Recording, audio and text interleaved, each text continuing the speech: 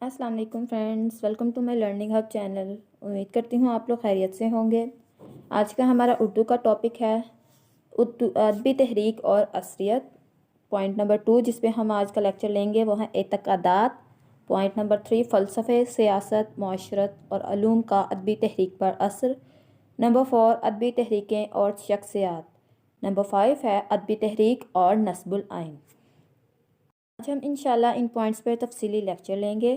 تو اس میں پہلا پوائنٹ ہے ہمارا ادبی تحریک اور عصریت۔ تو ادبی تحریک کا عصریت کے ساتھ جو تعلق قائم ہوتا ہے اس کی توضیح ہم دو پہلو سے کر سکتے ہیں۔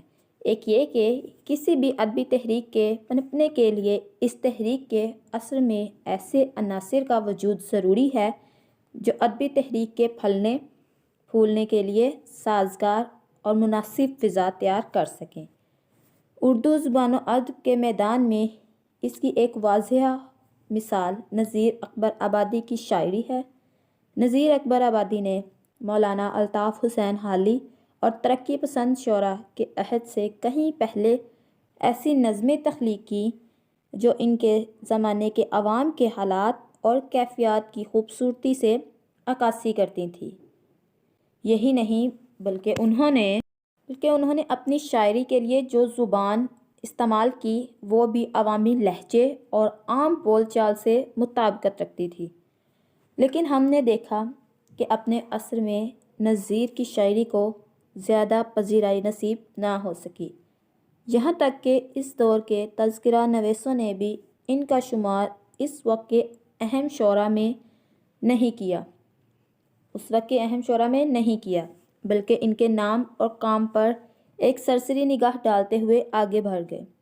اس کے برعکس موجودہ صدی میں الطاف حسین حالی کے زیر اثر ترقی پسند تحریک سے وابستہ اہل قلم نے بنیادی طور پر ان عناصر کو ہی اپنی شاعری میں جگہ دی جن سے نذیر اکبر آبادی کی شاعری کا خمیر اٹھا تھا۔ اس سے نہ صرف یہ کہ نذیر اکبر آبادی کے انداز فکر کا احیاء ہوا بلکہ ان کی شاعری نے جس رجحان کی ابتدا کی تھی اس نے اس عہد میں آ کر باقاعدہ طور پر تحریک کی صورت اختیار کر لی۔ چنانچہ نذیر کی شاعری کو ازسر نو پڑھنے سمجھنے اور اس کی قدر و قیمت کے تعین کی کوشش کی جانے لگی۔ اس کی بنیادی وجہ یہ تھی کہ 20ویں صدی میں سائنس اور معاشرتی علوم کے پھیلاؤ کے ساتھ ساتھ انسانی ذہن اور شعور کے ارتقاء نے زمین کو ہموار کر دیا تھا، اور اب اس نوعیت کی عوامی شاعری کے بیچ کے لیے ایسی فضا پیدا ہو گئی تھی کہ وہ تناور درخت بن سکے۔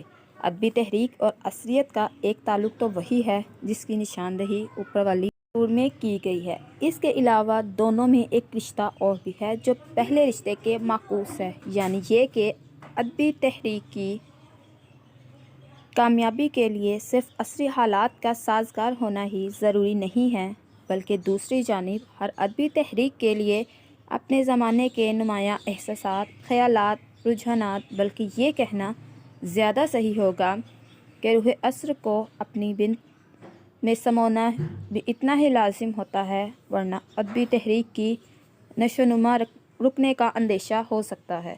یہی وجہ ہے کہ اگر کسی دور کے معاشرتی اور سیاسی احوال کی زیریں لہروں کو جاننے کی ضرورت پیش آئے اور کسی معاشرے کے نمایاں رجحانات کو سمجھنا ہو تو اس زمانے کے ادب کا مطالعہ بے حد معلومات افزا اور فکر انگیز ثابت ہوتا ہے، کیونکہ ادب میں عصری رجحانات، معاشرتی اتار چڑھاؤ اور تاریخ کے نشیب و فراز بالواسطہ طور پر منعکس ہوتے ہیں۔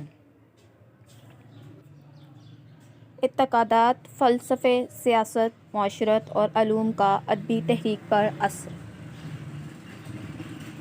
کوئی بھی ادب جس ثقافت میں پیداوار ہوتا ہے اپنے اندر اس تہذیب اور ثقافت کے اجزائے ترکیبی بالواسطہ طور پر شامل کر لیتا ہے۔ ثقافت کی تعریف پر بشریات کے علماء آج تک متفق نہیں ہوئے، تاہم اس کی تعمیر میں اعتقادات، مذہب، فلسفہ، سیاست، طرز معاشرت اور سائنسی علوم سب اہم کردار ادا کرتے ہیں۔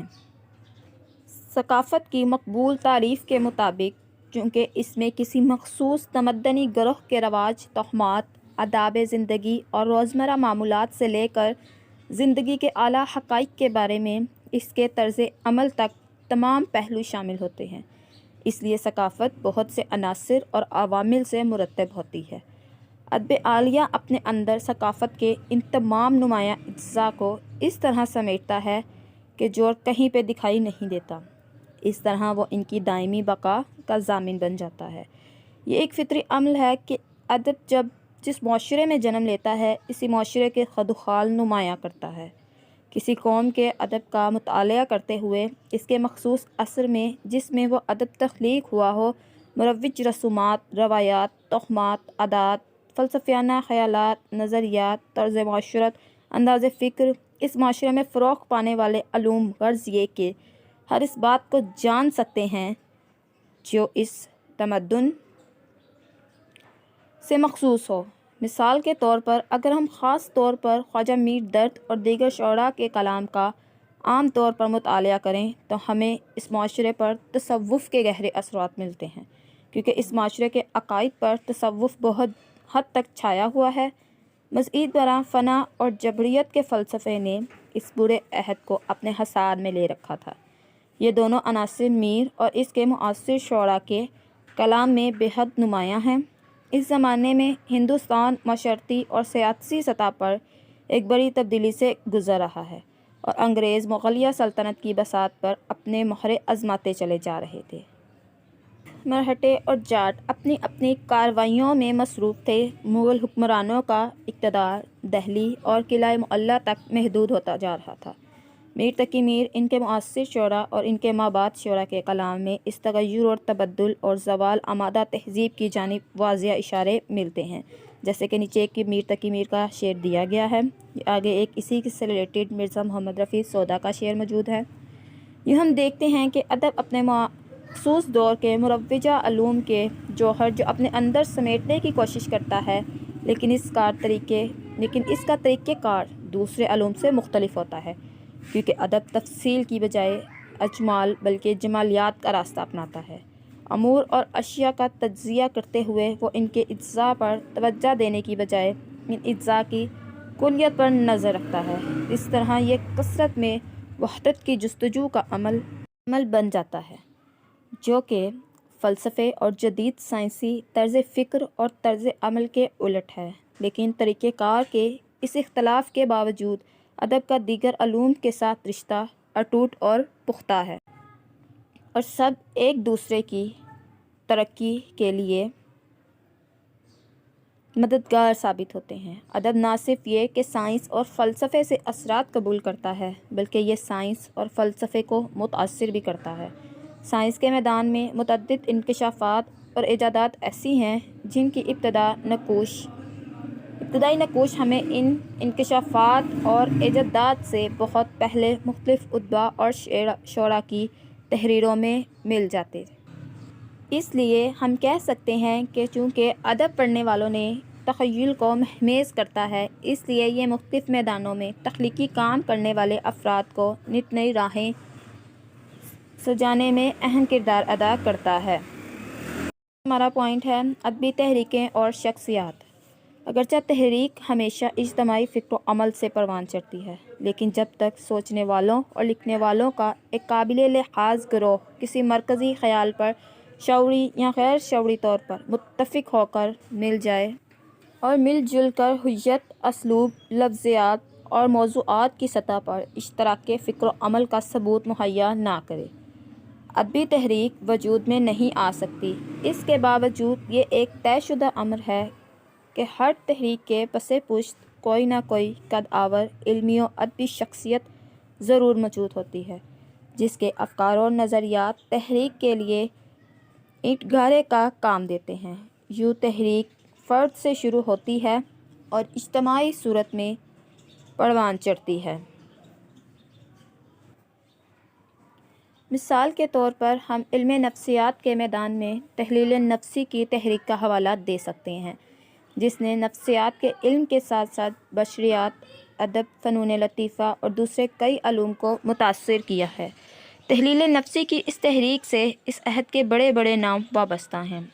इन नामवर शख्सियात में ज़ोनिग, एडलर, برام، سیلون، راگ اور ایرکسن شامل ہیں، لیکن اس بات سے انکار بہت مشکل ہے کہ یہ سب لوگ جس مرکز کے گرد جمع ہوئے وہ سیگمنڈ فرائڈ کی ذات تھی۔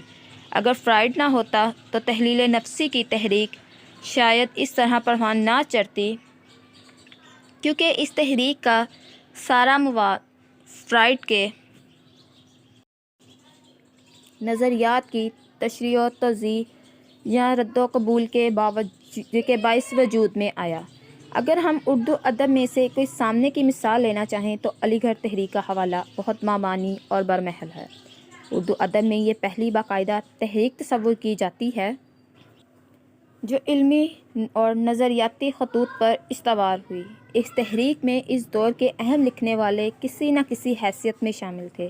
ان میں مولانا الطاف حسین حالی، مولانا محمد حسین آزاد، ڈپٹی نذیر احمد، مولانا شبلی نعمانی اور مولوی ذکاء اللہ نمایاں تھے، لیکن یہ تمام سیارے جس ستارے کے گرد گردش کرتے رہے وہ سر سید احمد خان کی شخصیت ہے۔ اگر سر سید احمد خان ان اخلاق ذہنوں کو ایک مرکز پر جمع نہ کرتے تو شاید علی گڑھ تحریک وجود میں نہ آتی، جس نے اردو شعر و ادب ہی نہیں برصغیر پاک و ہند کے مسلمانوں کی تاریخ پر بھی انمٹ نقوش ثبت کیے۔ ذرا اور آگے بڑھیں تو اس اثر افریز تحریک کی اگلی اور منطقی کڑی خود اقبال کی شخصیت اور شاعری ہے۔ اقبال کی شخصیت ہمہ جہت، ہمہ گیر اور پر اثر تھی۔ ان کی شاعری اپنے اسلوب، لفظیات اور موضوعات کے اعتبار سے ایک نئی تحریک کا آغاز ثابت ہوئی۔ ان کی پیروی میں لاتعداد لکھنے والوں نے اسی اسلوب، لفظیات اور موضوعات کو اپنی شاعری اور نثری ادب میں جگہ دی، جو پہل اقبال کے ہاں اپنی پوری شدت، جدت اور ندرت کے ساتھ ظاہر ہوئی تھی۔ یہ اقبال اردو میں ایک نئی تحریک کے پیشرو اور نقیب ہوئے، جیسے اقبال کی تحریک کے علاوہ کوئی دوسرا نام دینا اتنا آسان نہیں ہے۔ اقبال کے بعد اگر اردو ادب کا جائزہ لیا جائے تو ہمیں بہت سی تحریکیں پہلو بہ پہلو نظر آتی ہیں۔ ان میں سے مثال کے لیے ترقی پسند تحریک کا حوالہ دیا جا سکتا ہے۔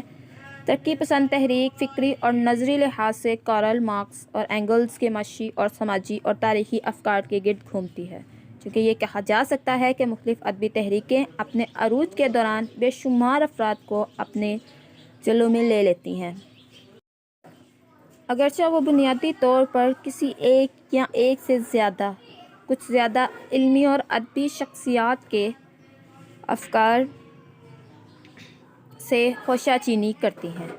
آگے نیکسٹ اور لاسٹ پوائنٹ ہے ہمارا ادبی تحریک اور نصب العین۔ جیسا کہ پہلے بیان کیا جا چکا ہے، جب کوئی ادبی رجحان ادبی تحریک میں ڈھلتا ہے تو اس میں کئی واضح تبدیلیاں آتی ہیں۔ ان میں سے ایک تبدیلی تو یہ ہوتی ہے کہ ادبی رجحان کے برعکس ادبی تحریک ایک ٹھوس نصب العین کی حامل ہوتی ہے۔ ادبی تحریک کا آغاز کرنے والوں کے سامنے اس تحریک کا فکری پس منظر واضح ہوتا ہے اور اپنی منزل کے حصول کا طریقہ کار متعین ہوتا ہے، لیکن ایسا بہت کم ہوتا ہے کہ ادبی تحریکیں اپنے نصب العین کو حاصل کرنے میں کامیاب و کامران ہو جائیں۔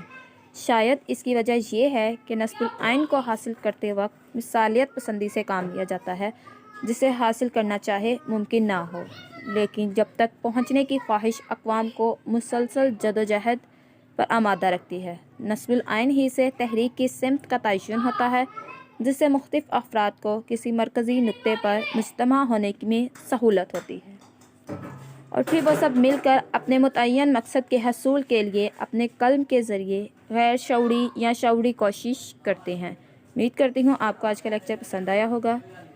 اگر پسند آیا تو چینل کو سبسکرائب اور اس کو ویڈیو کو لائک اور شیئر ضرور کریں۔ Thank you for watching friends.